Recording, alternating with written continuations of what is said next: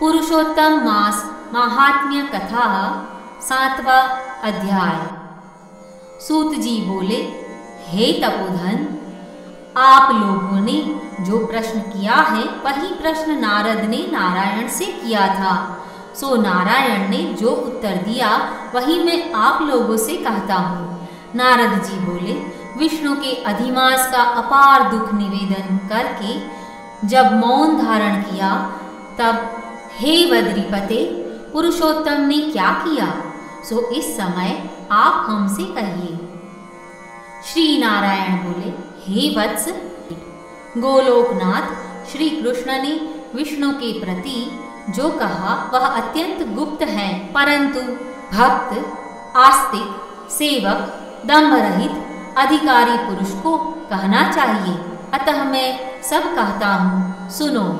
यह आख्यान सत्कीर्ति, पुण्य, यश, सुपुत्र का दाता, राजा को वेश में करने वाला है और दरिद्रता को नाश करने वाला एवं बड़े पुण्यों से सुनने को मिलता है। जिस प्रकार इसको सुने उसी प्रकार अनन्य भक्ति से सुने हुए कर्मों को करना भी चाहिए। श्री पुरुषोत्तम बोले, हे विष्णु, आपने बड़ा अच्छा किया जो मलमास को लेकर यहाँ आए। इससे आप लोक में कीर्ति पाओगे।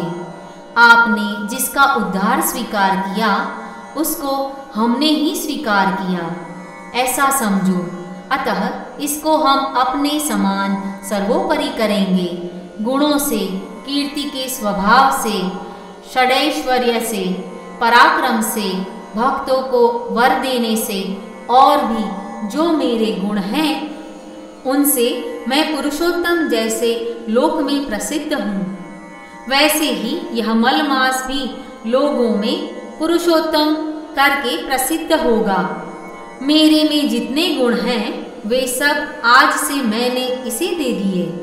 पुरुषोत्तम जो मेरा नाम लोक तथा वेद में प्रसिद्ध है वह भी आपकी प्रसन्नता का अर्थ आज मैंने इसे दे दिया। हे मधुसूदन, आज से मैं इस अधिमास का स्वामी भी हुआ। इसके पुरुषोत्तम इस नाम से सब जगत पवित्र होगा। यह अधिमास सब मासों का राजा होगा। यह अधिमास जगत पूज्य एवं जगत से वंदना करवाने के योग्य होगा। इसकी पूजा और व्रत जो करेंगे उनके दुख और दारिद्र्य का नाश होगा। चैत्रादि सब मास सकाम है, इसको हमने निष्काम किया है। इसको हमने अपने समान समस्त प्राणियों को मोक्ष देने वाला बनाया है। जो प्राणी सकाम अथवा निष्काम होकर अधिमास का पूजन करेगा वह अपने सब कर्मों को भस्म कर निश्चय मुझको प्राप्त होगा। जिस परम पद प्राप्ति के लिए बड़े भाग्य वाले यति, ब्रह्मचारी लोग तप करते हैं और महात्मा लोग निराहार व्रत करते हैं एवं दृढ़ व्रत लोग फल, पत्ता, वायु भक्षण कर रहते हैं और काम क्रोध रहित जितेंद्रिय रहते हैं वे, और वर्षा काल में मैदान में रहने वाले, जाड़े में शीत, गर्मी में धूप सहन करने वाले मेरे पद के लिए यत्न करते रहते हैं। हे गरुड़ध्वज, तब भी वे मेरे अव्यय परम पद को नहीं प्राप्त होते हैं, परंतु पुरुषोत्तम के भक्त एक मास के ही व्रत से बिना परिश्रम जरा मृत्यु रहित उस परम पद को पा लेंगे। यह अधिमास व्रत संपूर्ण साधनों में श्रेष्ठ साधन है और समस्त कामनाओं के फल की सिद्धि को देने वाला है। अतः इस पुरुषोत्तम मास का व्रत सबको करना चाहिए। हल से खेत में बोए हुए बीज जैसे करोड़ों गुना बढ़ते हैं, तैसे मेरे पुरुषोत्तम मास में करोड़ों गुना अधिक होता है। कोई चातुर्मास्यादि यज्ञ करने से स्वर्ग में जाता है, वह भी भोगों को भोग कर पृथ्वी पर आता है, परंतु जो पूरे आदर से विधि पूर्वक अधिमास का व्रत करता है वह अपने समस्त कुल का उद्धार कर मेरे में मिल जाता है। इसमें संशय नहीं है। मुझे प्राप्त होकर प्राणी पुनः जन्म मृत्यु भय से युक्त एवं आदि व्याधि और जरा से ग्रस्त संसार में फिर कभी नहीं आता, जहाँ जाकर फिर पतन नहीं होता, सो मेरा परम धाम है। ऐसा जो वेदों का वचन है वह सत्य है, असत्य कैसे हो सकता है। यह अधिमास और इसका स्वामी मैं ही हूँ और मैंने ही इसे बनाया है। और पुरुषोत्तम यह जो मेरा नाम है सो भी मैंने इसे दे दिया है। अतः इसके भक्तों की मुझे दिन रात चिंता बनी रहती है। उसके भक्तों की मन कामनाओं को मुझे ही पूर्ण करना पड़ता है। कभी कभी मेरे भक्तों का अपराध भी गणना में आ जाता है, परंतु पुरुषोत्तम मास के भक्तों का अपराध मैं कभी नहीं गिनता। हे विष्णु, मेरी आराधना से मेरे भक्तों की आराधना करना मुझे प्रिय है। मेरे भक्तों की कामना पूर्ण करने में मुझे कभी देर भी हो जाती है, किंतु मेरे मास के जो भक्त हैं उनकी कामना पूर्ण करने में मुझे कभी भी विलंब नहीं होता है। मेरे मास के जो भक्त हैं वे मेरे अत्यंत प्रिय हैं।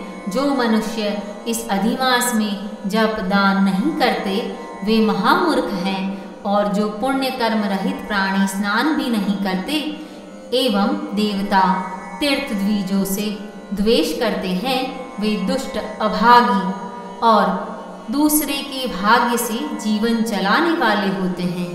जिस प्रकार खरगोश के सिंग कदापि नहीं होते, वैसे ही अधिमास में स्नान आदि न करने वालों के स्वप्न में भी सुख प्राप्त नहीं होता है। जो मूर्ख मेरे प्रिय मलमास का निरादर करते हैं और मलमास में धर्माचरण नहीं करते वे सर्वदा नरकगामी होते हैं। प्रति तीसरे वर्ष पुरुषोत्तम मास प्राप्त होने पर जो प्राणी धर्म नहीं करते वे कुंभीपाक नरक में गिरते हैं और इस लोक में दुख रूप अग्नि में बढ़ी स्त्री पुत्र पौत्र आदि को से उत्पन्न बड़े भारी दुखों को भोगते हैं। जिन प्राणियों को यह मेरा पुण्यतम पुरुषोत्तम मास अज्ञान से व्यतीत हो जाए वे प्राणी कैसे सुखों को भोग सकते हैं। जो भाग्यशालिनी स्त्रियां सौभाग्य और पुत्र सुख चाहने की इच्छा से अधिमास में स्नान दान पूजन आदि करती हैं उन्हें सौभाग्य संपूर्ण संपत्ति और पुत्रादि यह अधिमास देता है।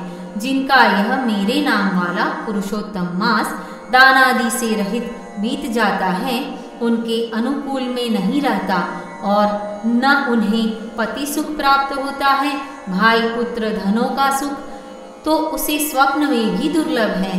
अतः विशेष करके सब प्राणियों को अधिमास में स्नान पूजा जप आदि और विशेष करके शक्ति के अनुसार दान अवश्य करना चाहिए।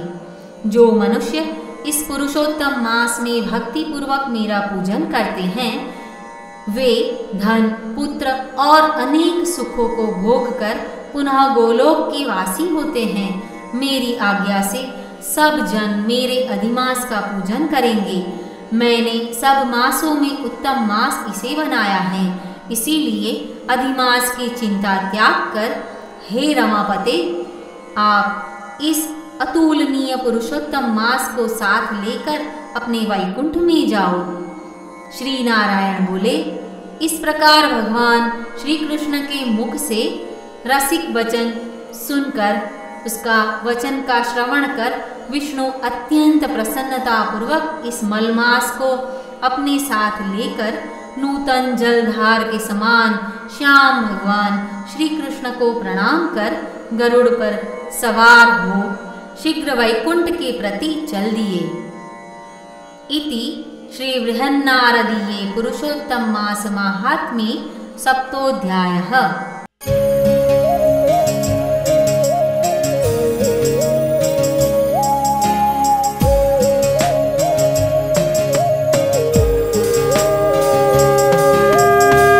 माधव माधव नटवर माधव माधव माधव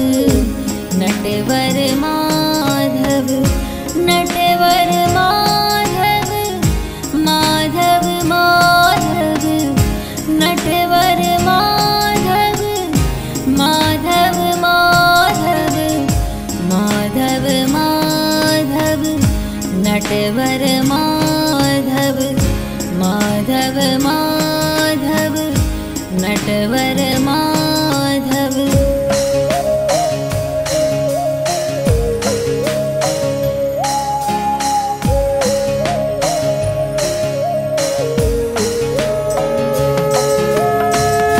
माधव माधव नटवर माधव माधव माधव नटवर माधव नटवर माधव माधव माधव नटवर माधव माधव माधव माधव माधव नटवर माधव माधव माधव नटवर माधव